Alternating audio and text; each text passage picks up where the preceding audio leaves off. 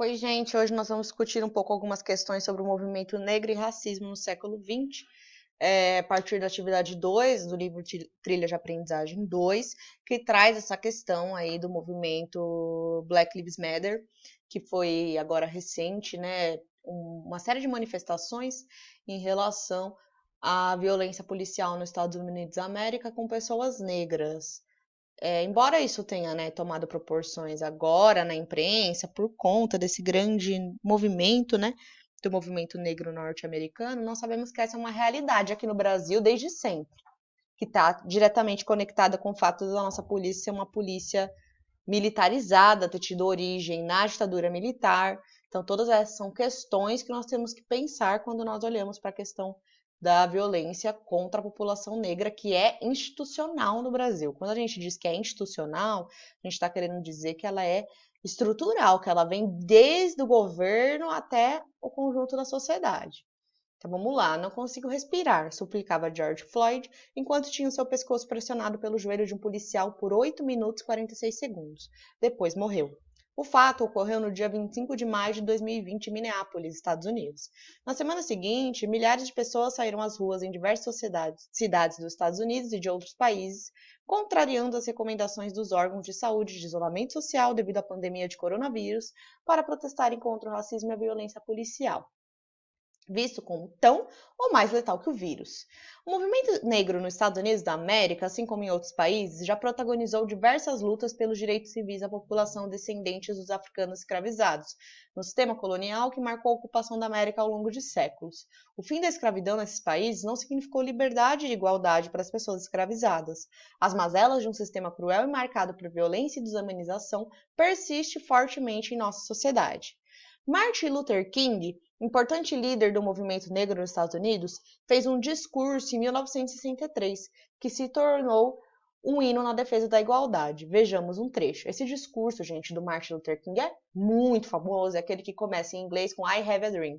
Com certeza vocês já viram alguma referência a esse discurso em filmes e etc., porque foi realmente um marco na defesa dos direitos da população negra. Aí ele diz assim no discurso, aqui está a tradução, claro, né? Tenho um sonho de que um dia, nas colinas vermelhas da Geórgia, os filhos de ex-escravos e os filhos de ex-donos de escravos poderão sentar-se junto à mesa da Irmandade. Tenho um sonho de que um dia, até o estado do Mississippi, um estado desértico que sufoca no calor da injustiça e da opressão, será transformado em um oásis de liberdade e de justiça.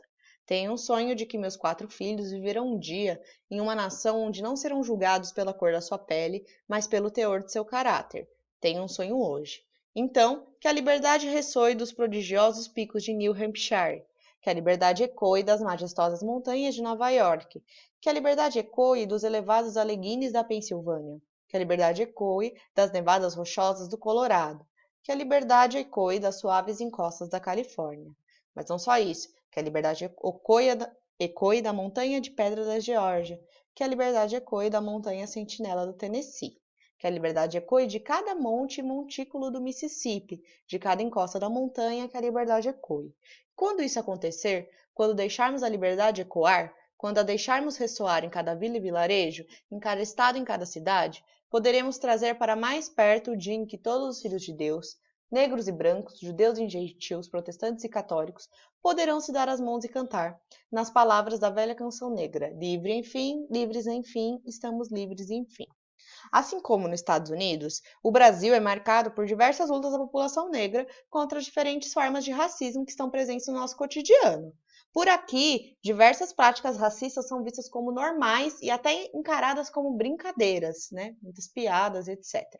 Durante muito tempo, o mito da democracia racial persistiu entre nós, e a tendência a afirmarem que somos todos iguais esconde as marcantes desigualdades que mantêm a população negra excluída e vitimada por uma violência social e do Estado. Então, gente, o mito da democracia racial ele foi criado, né, por uma série de sociólogos, historiadores do início do século XX, com foco num cara que se chama Gilberto Freire, que vai escrever um livro famoso que se chama Casa Grande Senzala.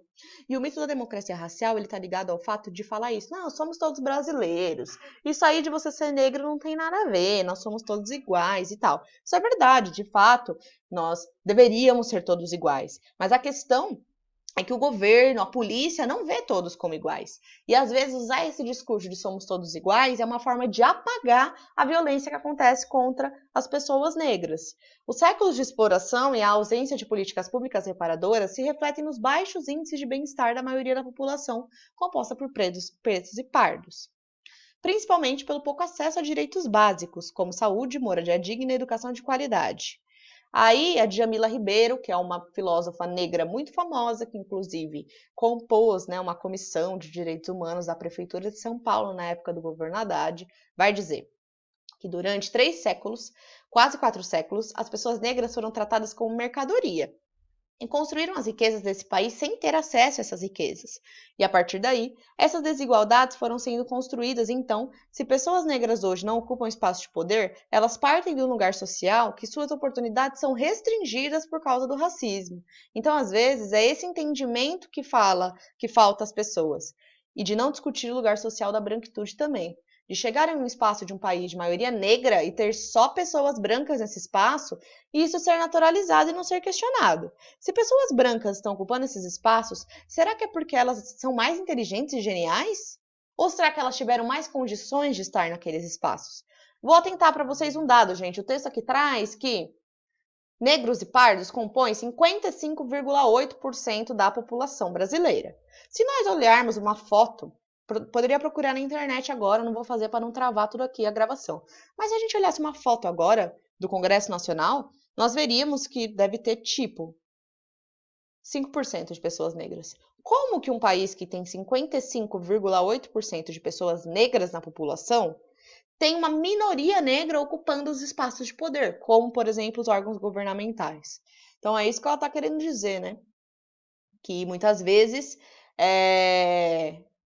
não, sempre, né, as pessoas negras são marginalizadas e que isso não tem a ver com estudo, mérito, etc, etc, porque essa questão da meritocracia, ela é uma mentira, né, gente? Como que a gente vai colocar em pé de igualdade, por exemplo, uma pessoa que tem que estudar e trabalhar para ajudar em casa desde muito pequeno, versus uma pessoa que é rica, que estuda em escola particular, que tem tudo do bom e do melhor, que não tá sempre de barriga cheia. É injusto. Então, falar que um teve mérito e o outro não, quando as condições dos dois não são iguais, é uma mentira. Por isso que a gente diz que a meritocracia não funciona no Brasil.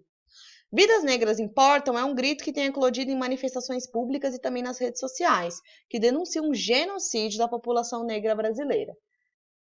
Crianças assassinadas dentro de casa por balas perdidas. Família alvejada por 80 tiros pelo exército por engano. Jovens na periferia que desaparecem em batidas policiais. Segundo o Atlas da Violência, no ano 2017, 75% das vítimas de homicídio foram indivíduos negros, sendo que a taxa de homicídios por 100 mil negros foi de 43, enquanto que de não negros, né, brancos, amarelos, indígenas, foi de 16, ou seja, é o triplo de assassinatos de negros.